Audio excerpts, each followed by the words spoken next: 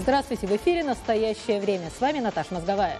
Сегодня в программе министры иностранных дел стран НАТО встречаются в Брюсселе. На повестке дня российская агрессия и угроза исламского государства. Турецкий гамбит. Южный поток поменял маршрут. Не нужны ни Украине, ни России проблемы крымских татар. Передаем слово студии в Праге. Сергей? Спасибо, Наташа. События дня в настоящем времени из Праги. Я Сергей Дорофеев. Здравствуйте. Утонуть в дешевой нефти могут российский рубль, а еще валюты Ирана, Венесуэлы и Нигерии. Но, в общем, на Западе доступными баррелями довольны. Директор МВФ Лагард падение цен назвала хорошей новостью. По ее словам, в дешевой нефти заинтересованы большие экономики – США, Япония, Европа, Китай. А вот другим, признает директор МВФ, придется нелегко. Нефть дешевеет из-за решения ОПЕК не сокращать добычу топлива в мире. Переизбыток. Стоимость марки Brent впервые за 5 лет упала ниже $68. Свой вклад внес и Китай, где индексы, на которые обращают внимание нефтяные торговцы, также упали. В социальных сетях даже анекдот появился. Встречаются нефть, доллар и Путин. Всем немного за 60. Оптимальная цена нефти для Кремля – $100, уверен партнер консалтинговой компании «Русэнерджи» Михаил Крутихин. Если верить Центральному банку, который объявил, что подготовил сценарий выживания России на ценах $60 за баррель, то все вроде бы будет хорошо, и Россия прекрасно справится с такой ситуацией. Если верить более трезвым аналитикам, которые не связаны с Центральным банком и с государственными организациями, то там настроения очень тревожные. Я разговаривал с двумя аналитиками общеэкономического плана. Они мне говорят, что не исключен коллапс российской финансовой системы к лету 2017 года, если цены задержатся на уровне $70 за баррель. Составляющая цены на нефть зависит не от России, а от ОПЕК. Что Россия в данном случае может сделать для того, чтобы как-то защититься? Например, сокращением добычи, сокращением экспорта. Но Россия не может сократить добычу по распоряжению правительства. Во-первых, добычу ведут несколько компаний, в общем-то, несколько десятков даже компаний. И экспорт ведут разные компании. И приказать им прекратить экспорт или прекратить добычу невозможно. Тем более нет для этого технических возможностей. Если, например, на севере Западной Сибири начать ликвидировать скважины или хотя бы останавливать добычу на какое-то время, то не исключено их замерзание и выход из строя навсегда. Цены насколько поднимутся? Как это ударит по простому обычному гражданину России? Ну, тут надо различать две вещи. Если послушать нашего президента, то что рубль обесценивается, это очень хорошо для России, поскольку за экспорт нефти, за каждый доллар, полученный за проданную нефть и газ, мы получим больше рублей. У нас будет очень много рублей. Но он забывает, что, в общем-то, есть интересы еще тех, кто не в долларах получает зарплату, а в рублях. И когда мы видим население России, когда люди идут в магазин, и примерно 1/3 от покупок людей, от общей суммы покупок, это импорт. А импорт делается на зарубежную валюту. Это означает, что цены будут продолжать расти, уже они растут.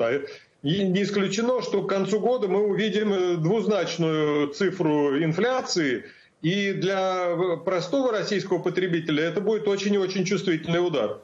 Минэкономразвития России пересмотрела свои планы на 2015 год. Прогноз снизили до $80 за баррель. Ранее чиновники рассчитывали, за нефть марки «Уралс» будут давать $100. Тем временем, пока одни россияне переводят свои сбережения в доллары и евро, другие с улыбкой признаются, раньше теряли свои деньги и сейчас к потерям готовы. Ой, не знаю, я не парюсь с этим. Вообще как-то об этом стараюсь не думать. Почему это происходит? Так оно периодически и происходит. И 91 год, и какой там еще, 98-й год. Все было. Потеряли мы, да. Ну и сейчас потеряем все, что накопили.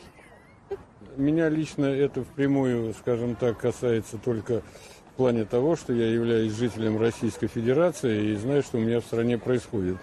В остальном, значит, для меня это, ситуация не первый раз такой был и хуже. Владимир Путин заявил, что Россия готова к катастрофическому падению цен на нефть. А что говорят в Азербайджане и Казахстане? Нефть в $60 за баррель. Как это отразится на экономике стран? Мнение экспертов. Дело в том, что бюджет, доходы госбюджета Азербайджана более 50%, а точнее 53% составляет трансферты из нефтяного фонда. Даже если меньше, чем $60 будет цена нефти, средняя цена нефти, все равно это стабильно произойдет за счет перечислений из нефтяного фонда. Уже заявлялось о том, что если цена на нефть будет около $70 или ниже, а курс российского рубля упадет там, до 43 до 44 рублей и дальше, то тогда, конечно, в Казахстане уже необходимо будет, скажем так, где-то затягивать пояса. Судя по всему, ситуация к этому приближается. Но нужно учитывать и все-таки важный момент наличия вот этого резерва в лице Национального фонда, который позволит Казахстану определенный период времени, скажем так, жить за счет собственных жировых запасов. Станет ли турецкий гамбит русским цугцвангом? Главная тема обсуждений политологов сегодня – заявление Владимира Путина в Турции об отказе от Южного потока, на который уже потратили почти $5 миллиардов. Амбициозный проект «Газпрома» должен был заработать к концу 2015 года. Планировалось проложить трубу по дну Черного моря в страны Южной и Центральной Европы. Теперь труба Южного потока пойдет еще южнее, в Турцию. Такое решение Кремля – это внешнеполитическое фиаско Путина. Именно так считает аналитик Брайан Уитмар, отмечая при этом, заявление российского президента в Турции не стоит расценивать как объявление Москвой газовой войны Европе. На самом деле это признание реальности со стороны Путина. Потому что Европа принимала решение непреклонно исполнять свой собственный антимонопольный закон. Сам факт, что «Газпром» контролировал и провоз нефтегаза, и производство газа, это нарушение закона. Европа раньше была готова игнорировать этого. Была надежда, что если они занимаются бизнесом в России, рано или поздно Россия будет стать как настоящий партнер. Но сейчас политический контекст крайне изменился. «Газпром» может с помощью «Северного потока» снабжать Австрию, Венгрию и Словакию.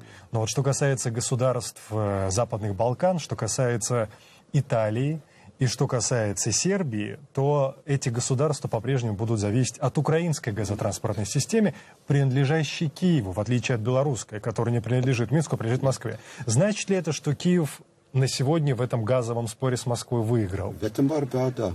Киев выиграл на этом борьбе. Это не значит, они выиграли эту войну, но они выиграли эту борьбу. А что будет дальше? Ну, не знаю, что будет дальше, но сейчас Киев сохранил свое единственное влияние на Россию. И это контроль над транзит газ через свою территорию. Поэтому единственная возможность для России, если они хотят продавать свой газ в Европу, это через Украину. Договариваться с Украиной. Да, и они должны договариваться с Украиной. И Украина выиграл, я тоже бы сказал, Китай выиграл.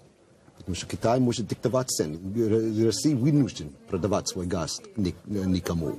И это очень выгодно для Китая сейчас. Это тоже очень выгодно для Турции сейчас. Потому что Турция покупает большинство из Азербайджана. Сейчас они могут играть между Россией и Азербайджаном, поэтому Турция выиграла это тоже. Но Россия бесспорно проиграла. Брайан, спасибо. Пожалуйста.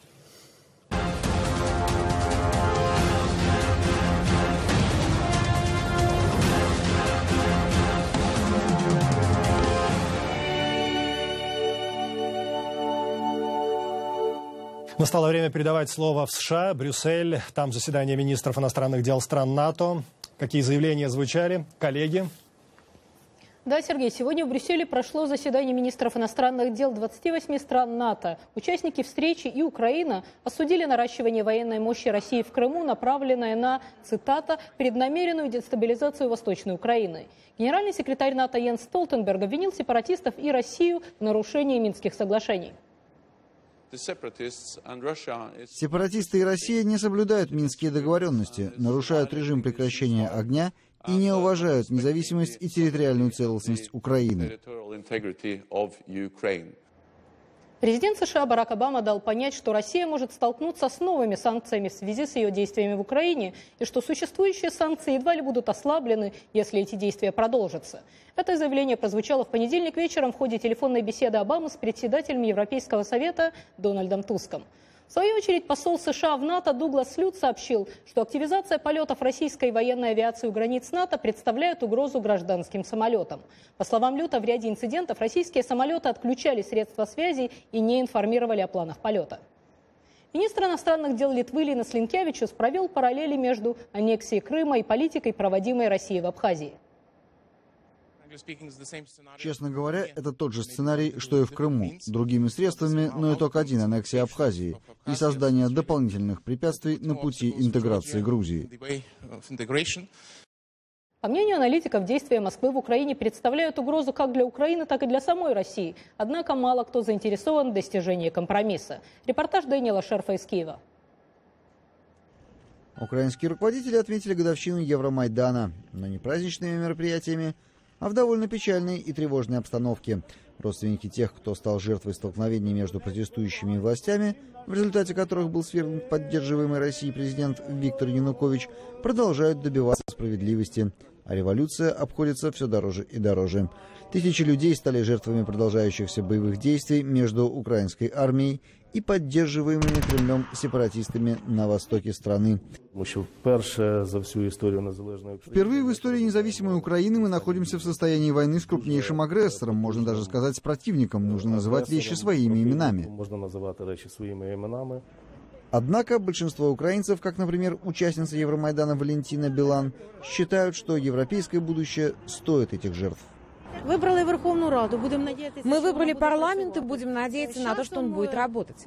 Со временем все будет нормально. Еще вспомните мои слова. Я прошла через оранжевую революцию, а в революции самое страшное – это если люди разочарованы. Продолжающиеся военные действия отвлекают внимание от столь необходимых экономических и политических реформ как в Украине, так и в России. Юрий Пивоваров из Российской академии наук говорит, что экспансия Путина в отношении Украины угрожает также тому, что достигнуто Россией в процессе построения демократии. Ведя политику захвата, агрессии, интервенции на Украине, одновременно режим Путина ведет ту же политику внутри страны. То есть здесь резко похолодал политический климат.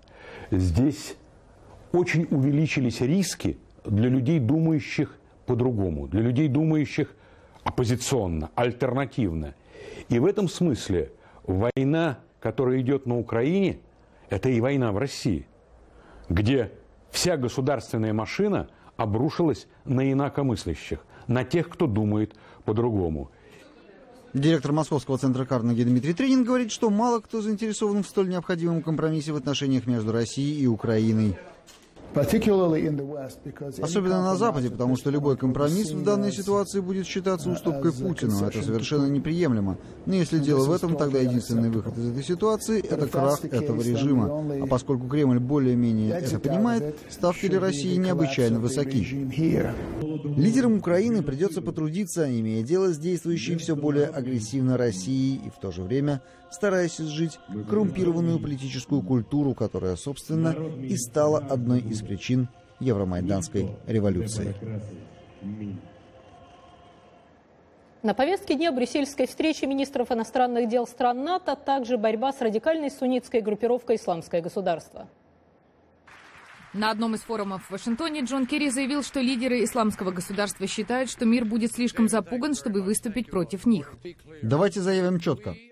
Мы не запуганы. Вы не запуганы. Наши друзья и партнеры не запуганы. ИГИЛ очень сильно ошибается. Благодаря воздушным ударам коалиции во главе США боевиков исламского государства удалось вытеснить с некоторых позиций в Ираке и Сирии. В Брюсселе Керри и более 60 партнеров по коалиции дадут оценку политическим усилиям по ослаблению и разгрому боевиков, сообщила представитель Госдепартамента Джен Псаки. Это возможность оценить текущее состояние вещей и, конечно же, обсудить, что необходимо сделать, сообщить последнюю информацию о позиции стран. Коалиция также должна изучить, как исламское государство вербует своих сторонников, говорит профессор дипломатии Синтия Шнайдер. Нужно посмотреть на глубинные причины, и я хочу подчеркнуть, что это не только идеология, сколько бедность и отсутствие возможностей.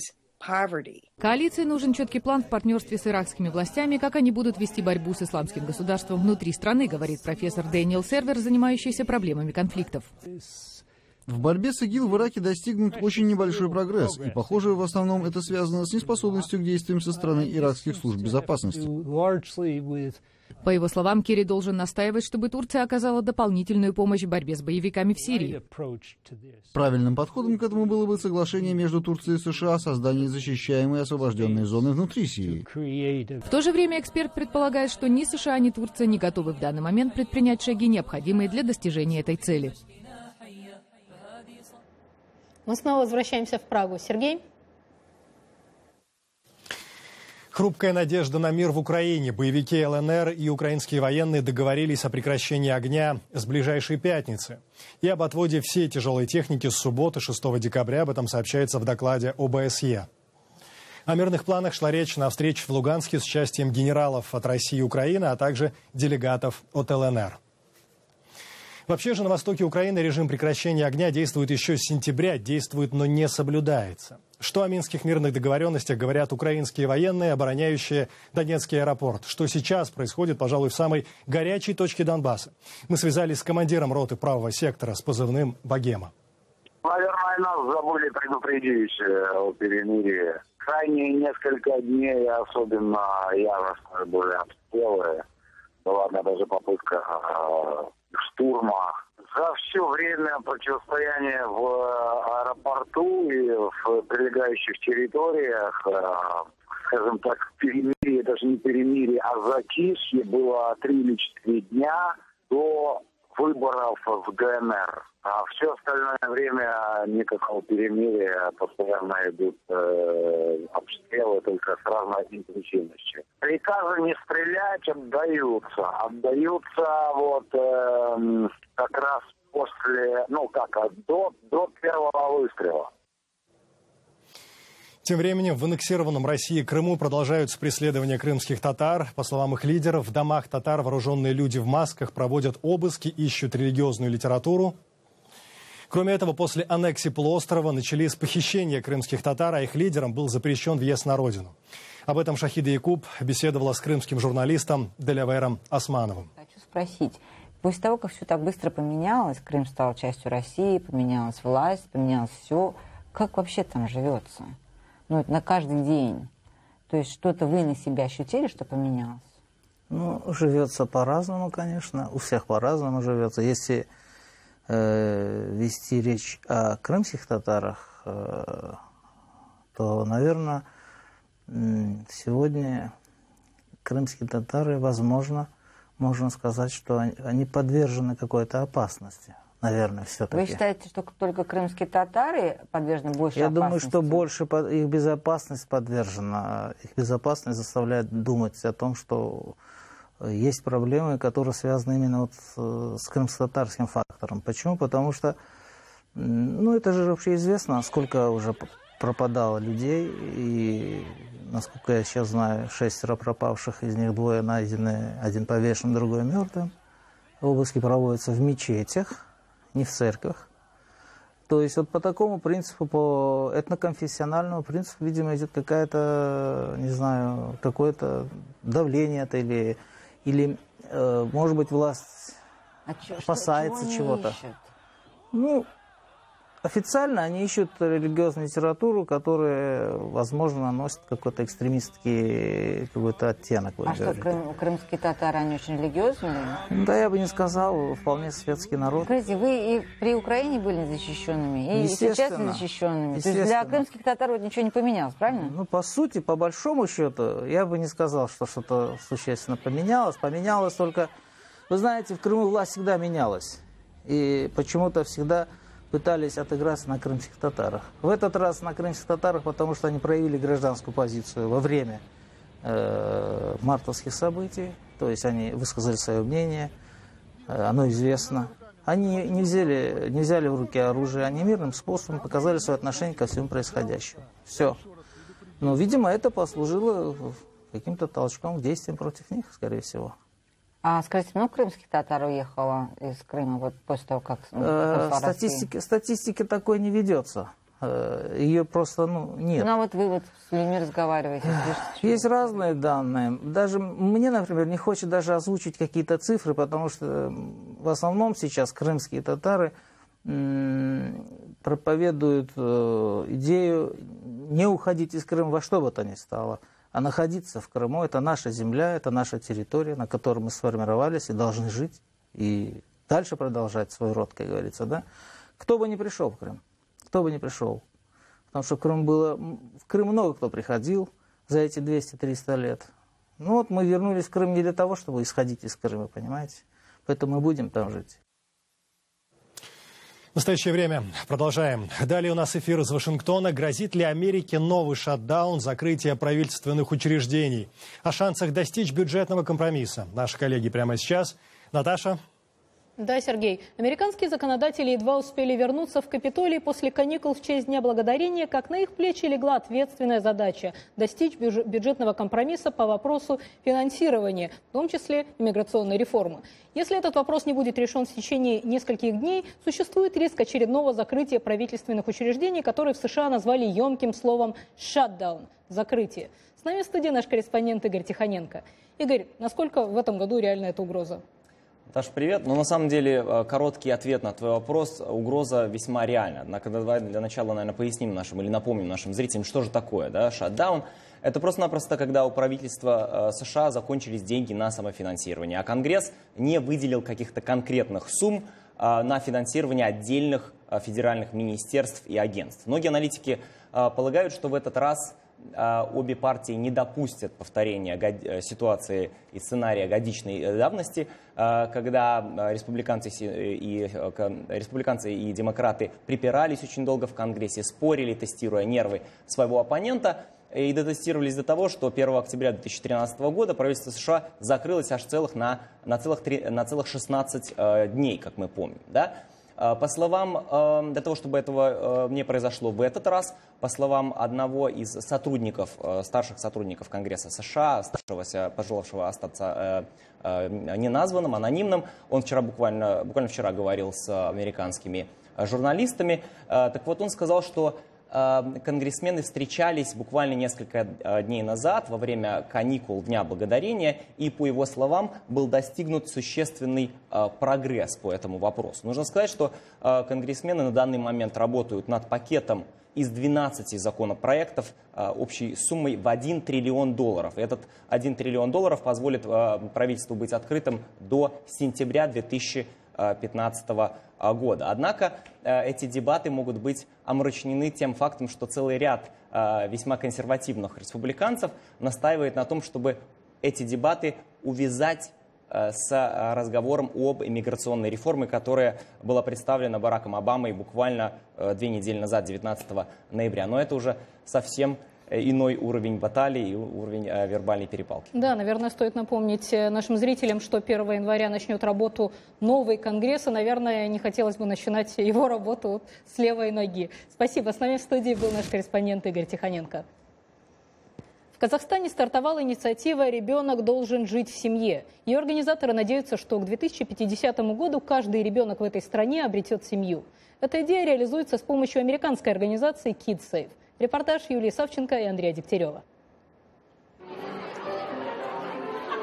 Идея создания организации KidSafe пришла ее основателям в России и Казахстане. Два американских специалиста по маркетингу, не имевшие ранее никакого отношения к инициативам по усыновлению, задумались о необходимости нового подхода в этой сфере, увидев, как много повзрослевших детей, нуждающихся в семьях, остаются в тени и теряют шанс когда-нибудь обрести семейное тепло просто из-за того, что их не усыновили во младенчестве.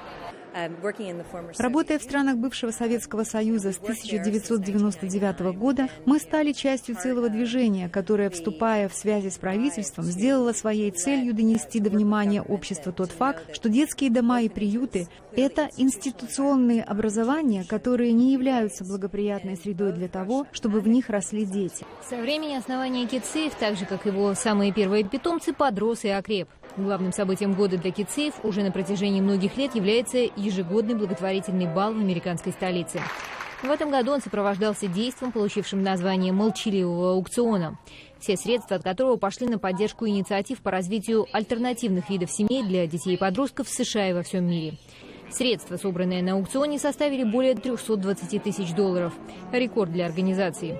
Вдохновленные примером организации, на балу присутствовали представители казахстанской инициативы, стремящиеся построить в стране свой аналог KidSafe. Нам очень интересна форма того, что вот как раз-таки здесь у KidSafe есть, да, вот как большой опыт в этом плане. Они называют гостевые семьи или семьи выходного дня, да, там. Это когда ребенка, может быть, взрослого, может быть, это подросток будет. Постепенно семья начинает с ним коннектиться, да, то есть входит в какой-то контакт. Они пока не несут за него полную ответственность. Они не забирают его там на всю жизнь, но они начинают с ним знакомиться. Они забирают на выходные, может быть, на какие-то каникулы. Появляется какая-то связь. И вот для нас это интересно. Попытаться шаг за шагом наши семьи, наших людей приучить к такой возможности. В Казахстане, как говорят активисты, эту инициативу уже восприняли с большим энтузиазмом. В рамках объединения «Казахстан-2050» родилось движение, получившее название «Каждый ребенок должен жить в семье». Продолжается работа организации в России. Не без известных трудностей, но, как подчеркивает ее основатель, не без оптимизма. Определенно, как американская организация, работающая в России, мы сталкиваемся с вызовами. Нам очень повезло, что мы смогли продолжить работу в стране. Мне кажется, что отчасти это произошло благодаря тому, что мы ничего не навязываем. Мы просто пытаемся создать возможности для того, чтобы увеличить потенциал на местах. Мы пытаемся научить, пытаемся поделиться знаниями, а также и сами перенимаем опыт. В Казахстане с проблемами мы не сталкиваемся. Мы видим, как активно правительство страны устанавливает подобного рода связи, стремится к партнерству с гражданскими движениями и гражданским обществом. В России, впрочем, мы тоже видим такие усилия. Оптимизм Рэнди Томпсон в отношении России основан на работе конкретных проектов. Недавно организация подписала соглашение с правительством Москвы о сотрудничестве по расширению программы «Надежное плечо», обеспечивающей корпоративное и семейное наставничество для сирот. Примечательно, что уже на сегодняшний день в России KidSafe охватил своим вниманием более 3500 детей. Юлия Савченко, Андрей Дегтярев. Специально для настоящего времени. Американская компания из Детройта Fathead, компания по рекламе спорта и семейного досуга, изучает юридические возможности для обращения в суд в связи с показом российским федеральным каналом «Россия-1» фейкового ролика о пропаганде гомосексуализма в странах Запада. Американцы хотят подать иск за использование и тенденциозное искажение их рекламного материала. В программе специальный корреспондент, вышедший в эфир 28 ноября, использовался видеоматериал с изображением обнаженных мужчин, в то время как в оригинале видеоролика у американцев фигурировал монстр-трак. При этом в кадре российского эфира звучал вопрос, должна ли детская комната выглядеть таким образом. В заявлении компании Fathead говорится, мы не позволим безнаказанно реконструировать наш видеоролик, направленный в поддержку семейного спортивного отдыха, и использовать его для возмутительной человеконенавистнической атаки на гей-сообщество и на детей. Конец цитаты. Российская телекомпания, увлеченная в показе подделки, никак не комментирует разгоревшийся скандал. А вот как выглядит оригинальный ролик. He's got tears in his eyes, Mom. Which wall did you put it on? On his, hold on, this is why he's, oh my goodnessing, oh my goshing. Just put that on his wall. Find thousands of Fathead products starting at $9.99 at fathead.com. Сепаратисты? Ополченцы. Агитация и пропаганда. Человек. Государство. Эмбарго на поставку. Покупайте свое и узнаете. Порядок. Как разобраться? Все события дня в новом телевизионном проекте «Настоящее время». На этом у нас все. Вы смотрели программу «Настоящее время», которую для вас подготовили «Голос Америки» из Вашингтона и «Радио Свобода» из Праги. Заглядывайте на наш сайт currenttime.tv. Сергей, ну что, до завтра? До завтра. Мы благодарим коллег в Вашингтоне и всех наших зрителей. Смотрите нас в социальных сетях и в эфире своих национальных телеканалов.